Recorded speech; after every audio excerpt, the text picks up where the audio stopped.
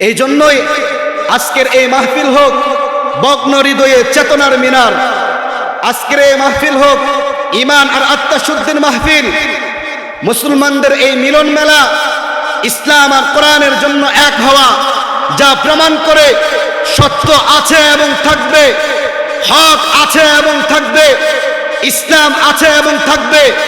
ইসলামের উপর যত কালো ভয়ঙ্কর পথে আসুক না কেন, সব কালো ভয়ঙ্কর পথ অতিক্রম করে ইসলাম তার মঞ্জিলে মাকসাদে পৌঁছে যাবে ইনশাআল্লাহ। প্রিয় হাজরিন, ইসলামের জন্য নিজেকে কুরবান করে দিতে হবে। নতুন এই বাংলাদেশে ইসলামের এই গণজোয়ার, ইসলামের এই মিলন মেলা সেটা প্রমাণ করে দেয় আগামীর বাংলাদেশ ইসলামের বাংলাদেশ, আগামীর বাংলাদেশ কোরআনের বাংলাদেশ। অনেক রক্তের সাগর মারিয়ে এ তরি তীরে এনেছি, ইনশাআল্লাহ আর পিছন ফিরে তাকাবো না। আমাদের এই রক্তমাখা পথ, আমাদের এই পিচ্ছিল কঠিন পথ সেদিনই পূর্ণ হবে যেদিন ইসলামের শান্তিতে সবাই পূর্ণতা লাভ পাবে। প্রকৃত শান্তি ইসলামের শান্তি, প্রকৃত শান্তি কোরআনের শান্তি। হে জাগ্রত বাঙালি, এখন তোমাদের চিনতে হবে, বুঝতে হবে, আর তোমাদের নিবে থাকার সময় নাই। এ বাংলার জমিন থেকে অত্যাচার আর স্বৈরাচারের কলনায়িকা পালিয়ে গেলেও তার কিছু সন্ত্রাস বাহিনী, তার কিছু জঙ্গি বাহিনী এই বাংলার জমিনে এখনো জাপ্তি মেরে বসে আছে, যারা এ বাংলার জমিনে সাম্প্রদায়িক দাঙ্গা লাগানোর যার প্রাণ চেষ্টা করে যাচ্ছে, যাদের চেষ্টা হলো ইসলামের সাথে অন্য ধর্মের মানুষের সাথে যুদ্ধ লাগানোর।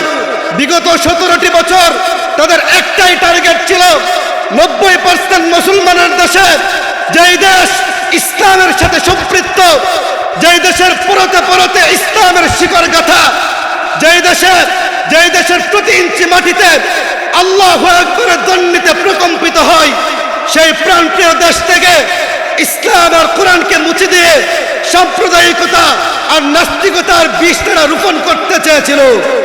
এই বাংলার জমিনে যখন কোরআনের বিজয় হয়, তখন তাদের জন্য কষ্টের নীল সাগরে পরিণত হয়।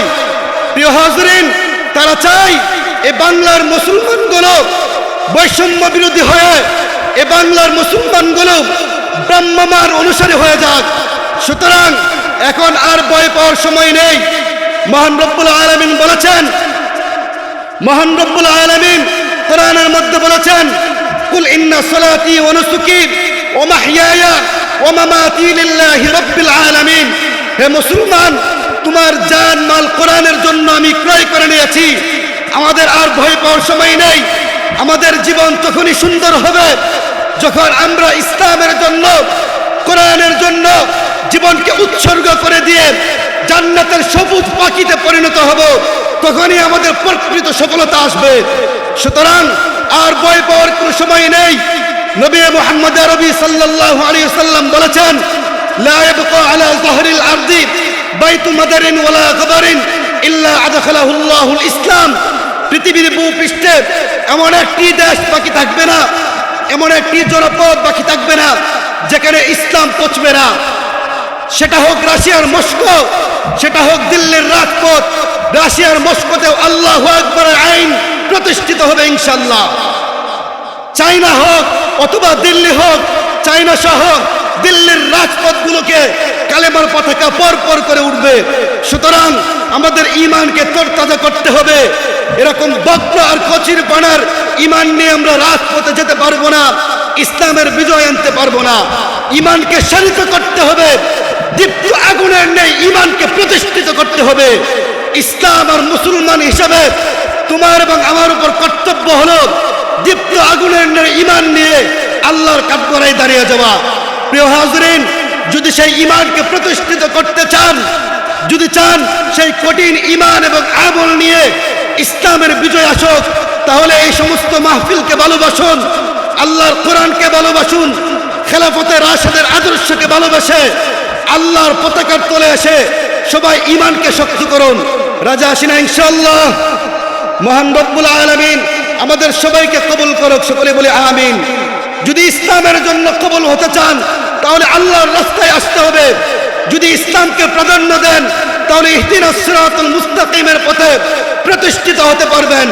যদি ইসলাম চান তাহলে ইসলাম আপনাকে গ্রহণ করবে, আর যদি ইসলাম না চান, ইসলাম যদি আপনাকে ছুঁড়ে ফেলে দেয়, তাহলে ধ্বংস ছাড়া বিকল্প কোনো রাস্তা আমাদের নেই। মহান রব্বুল আলামিন আমাদের সবাইকেই ইসলামের জন্য কবুল করুক, আমিন। ওয়া আখির দাওয়ানা আলহামদুলিল্লাহি রাব্বিল আলামিন।